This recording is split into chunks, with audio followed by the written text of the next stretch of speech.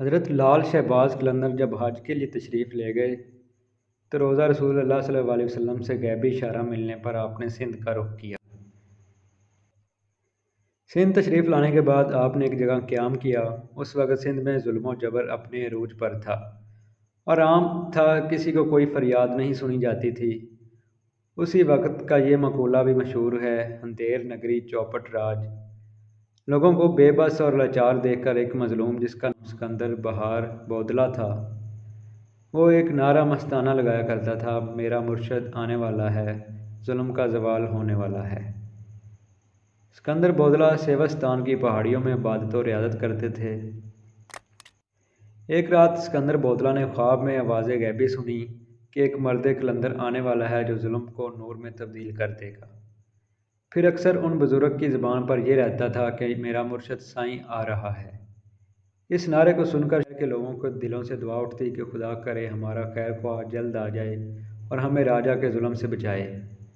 بودلہ کی آواز میں ایسی کڑک تھی کہ راجا کے قلعے کی دیوار کو چیرتی ہوئی اندر آ جاتی تھی۔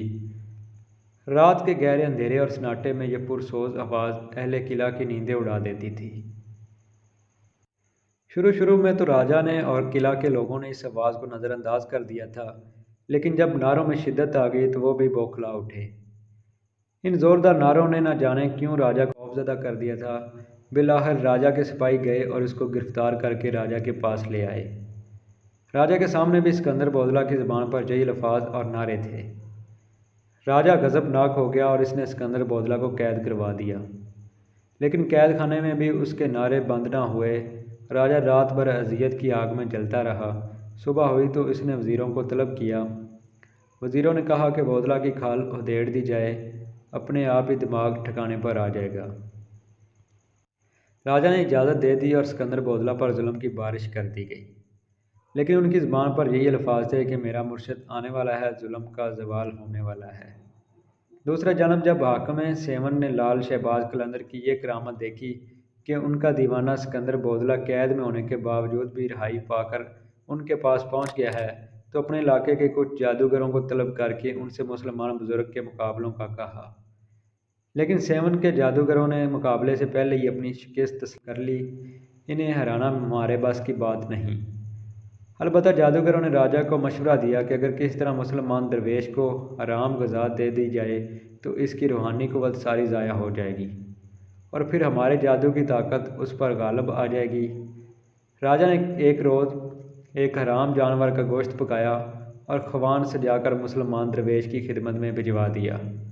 جب یہ خوان حضرت لال شہباز قلندر کی خدمت میں پیش ہوا تو کھانا دیکھتے ہی آپ کا رنگ متغیر ہو گیا اور آپ نے یہ کہہ کر خوان سے بھرے ہوئے کھانے کا پلیٹ الٹ دیا کہ ہمارا خیال تھا کہ وہ کافر اتنی نشانیاں دیکھنے کے باوجود ایمان لے آئے گا، مگر جس کی تقدیر میں اللہ نے ہلاکت و بربادی لکھی چکی ہو اسے اللہ کے سوا کوئی نہیں ٹال سکتا۔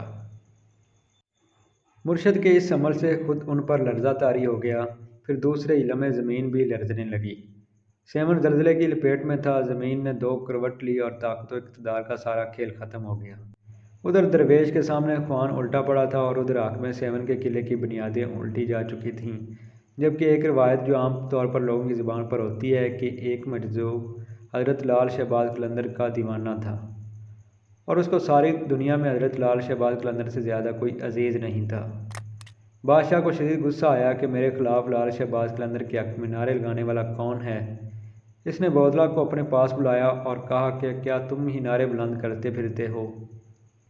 راجا چوپٹ کو اس مجذوب نے جواب دیا، ہاں میں ہی نعرے لگاتا ہوں۔ یہ کہہ کر مجذوب شخص نے دوبارہ دیوانہ وار نعرے لگانا شروع کر دیے۔ راجا چوپٹ نے معلوم کیا کہ اس کا نام کیا ہے تو اس کو بتایا گیا کہ اس مجذوب شخص کا نام سکندر بودلہ ہے۔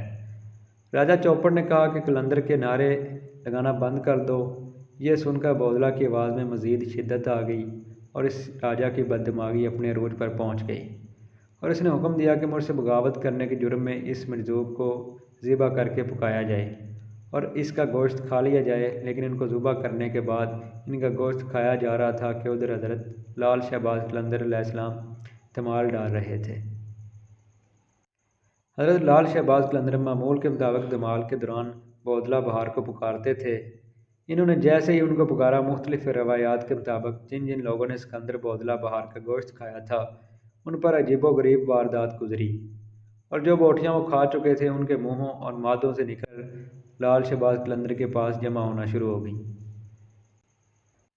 جب بودلہ کے تمام اعضاء جمع ہو گئے تو ان اعضاء نے ایک جسم کی شکل اختیار کر لی اور دھمال کر کے وہ جسم دوبارہ ٹکڑے ٹکڑے ہو گئے۔ یہ منظر دیکھ کر راجہ گھبرا گیا۔ حضرت لال شہباز قلندر نے راجہ سے کہا، تو نے میرے مریض کو شہید کر دیا، تو نے ایسا کیوں کیا؟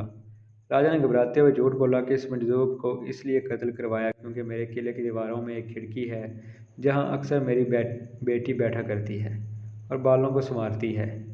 اس کے بالکل سامنے یہ مجذوب رہتا ہے اور وہ میری بیٹی کا عاشق ہو گیا ہے۔ مجھے علم ہوا تو میں نے رسوائی سے بچنے کے لیے اس کا قتل کروا دیا۔ حضرت لال شہباز قلندر نے راجہ کو بتایا کہ اس کا نتیجہ راجہ کو بھگتنا پڑے گا، مگر راجہ الٹا لال شہباز قلندر کو دھتکارتے ہوئے محل کی جانب لوٹ گیا۔ پھر حضرت لال شہباز قلندر اپنے مرید کی یاد میں بے تحاشا روئے اور راجہ چوپڑ کو بد دعا دی۔ ادھر بد دعا ہونی ہی تھی کہ ادھر راجہ اور اس کا قلعہ الٹ گیا اور جو حاکم سیمن اپنے دردناک انجام کو پہنچ گیا۔ تاریخی اسلامی واقعات کے لیے ہمارا چینل سبسکرائب کریں اور بیل آئیکن پر بھی کلک کریں تاکہ ہماری آنے والی نئی ویڈیو آپ کو تسلسل کے ساتھ ملتی رہیں۔